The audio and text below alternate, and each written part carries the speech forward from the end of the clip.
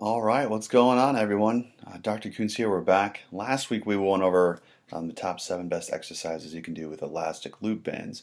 They've got a little bit more of a convenience factor to them compared to what I'm going to show you today. So today is going to be a little bit more for kind of the fitness professional who finds himself training someone inside of a gym setting, just because we're going to use a little bit more of the equipment. So just kind of keep that in mind. I'm really excited to kind of go over these exercises. There's a great amount of research that shows us that heavy duty elastic bands are actually incredibly beneficial to incorporating into your regimen, or I should say, into your client's regimen.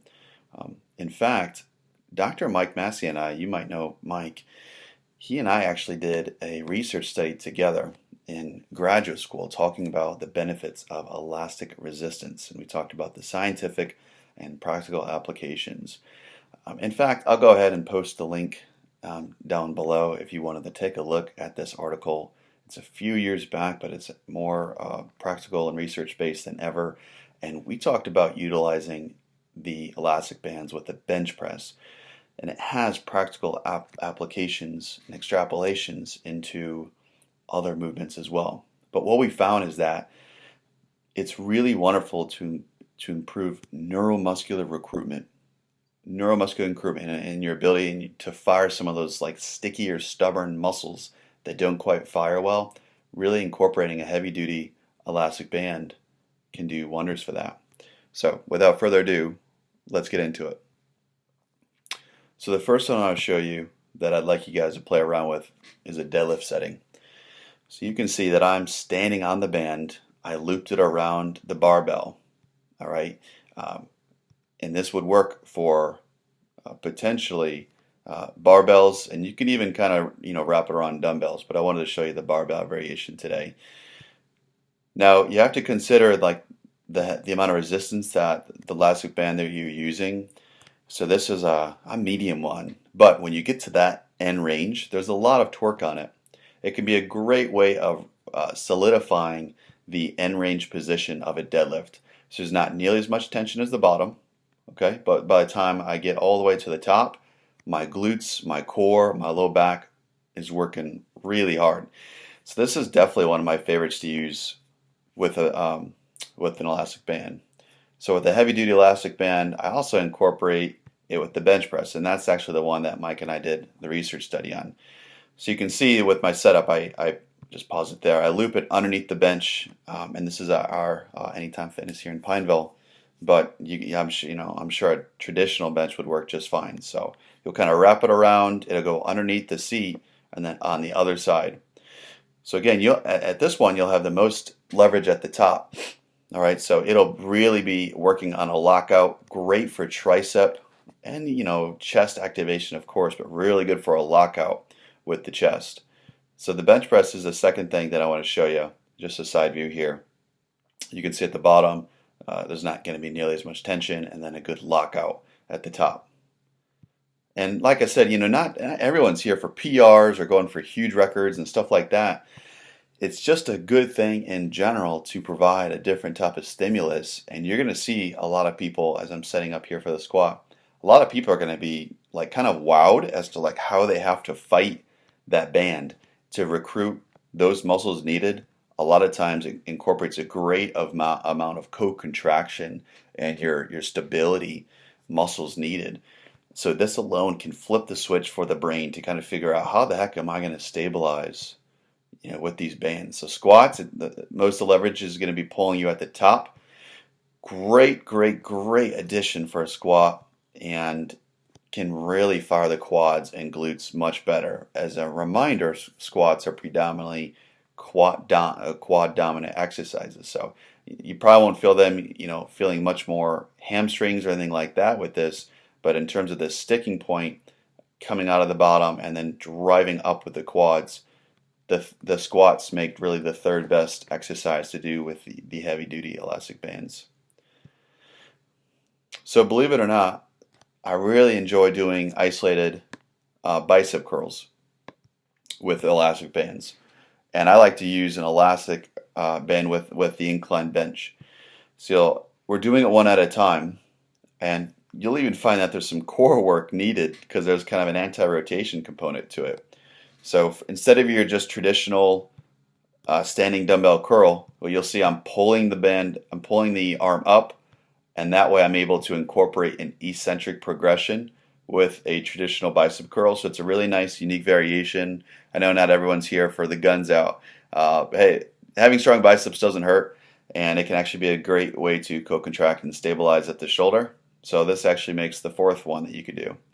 So like I said, you do need some kind of a traditional gym equipment for some of these, as in the tricep pull down. So notice that I wrapped it just around at the top, and I actually hooked it right into the chain, right into the hook. All right, so I didn't really wrap it around the bar. I went right into the hook there. So this does a wonderful job of requiring more stimulus to the triceps at the end of the motion at the very bottom. And notice the angle of the pull here. It's not just up, it's up and slightly away. You'll be shocked with the tricep pull down utilizing the band, how much core engagement you get. So if you guys can really cue and teach them to keep the core tight, not let them extend from the low back, I think you'll be shocked to find how much work is needed from the core and the nice synergy that I found between triceps and the core. This is definitely one of my favorites. So we're going to use it with a dumbbell row. I just tied it to something stable at the bottom. You can get kind of creative. I do like, to have a hand supporting them just for stability. So you'll see at the top of the pull, it's not just down, but there is an angulation to it. It's kind of pulling you down and forward. So man, what a great way to engage in the lats, which is one of the key muscles that we're obviously trying to fire with any dumbbell row. I'm showing you here that I just doubled it up for additional resistance, and I'm not using my hand there. When you don't use your hand, talk about great core engagement, anti-rotation engagement. So this is actually just as healthy as a low back preventative injury exercise as anything else, because it's anti-rotation and it's pulling you to extension. So it's anti-extension as well. So man, that one definitely ranks up there as one of my favorites. And the last one we're going to finish up on for number 7 here is a landmine shoulder press. So I've got it looped around the landmine. I'm stepping on it with my back left foot. I'm reaching up across my body toward the ceiling. Great for the shoulders. But again, I'm a guy that likes to knock out a bunch of birds with one stone. So this is going to be great for my core engagement, my low back. Just make sure they're not getting into too much extension. And this is actually a great way to target your coronal plane or stability. So this is kind of an right side bending, or excuse me, it's pulling me to the left. So yeah, it's kind of an anti-side bending exercise. So I have to engage in my right musculature, like my QL, my core, my obliques. And so that's going to have to really stabilize to keep me still to allow my shoulder to do that independent work. So those are the 7 that I'd suggest you start playing out with heavy duty elastic bands. You can buy, they're more common than ever, so I think you could buy them on Amazon. Just type it in, heavy duty elastic bands. A lot of you guys have access to this in the gym. So I know for the group fitness classes, it's a little bit more difficult to find use. This is going to be more so for those that are in the gym training with their clients. They want to spice some things up. They want to incorporate some heavy duty elastic bands. They see them lying around, but they're not quite sure how to ever use them. So just take on point. Great way to stimulate the body, stimulate the brain, kind of fire some of those sticky muscles that don't ever want to be recruited.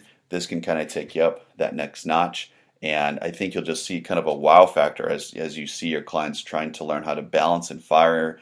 They might get fatigue in a different way. And you don't have to have nearly as much weight when you do it with the bands. It's actually much softer on the joints, and you can get a really nice muscle pump with it too. So it's great if people are kind of dealing with some injuries or you're kind of working around that. This might be a really good time to incorporate some heavy duty elastic bands. I would suggest at a minimum, once a month per year in your periodization cycle as you're training your clients, you're incorporating these somewhat readily. It can be a nice change of pace. It can help decrease chance of injury. It can be fun for the client, fun for you, and kind of mix things up. Feel free to be creative, but I would say start with those 7s. Those are really some of the best ways to kind of get started. So hope that was helpful. As always, with any other comments or feedback, anything specific, send it my way, and I'll keep pumping it out. So have a great rest of your Friday, and I'll talk to you guys soon.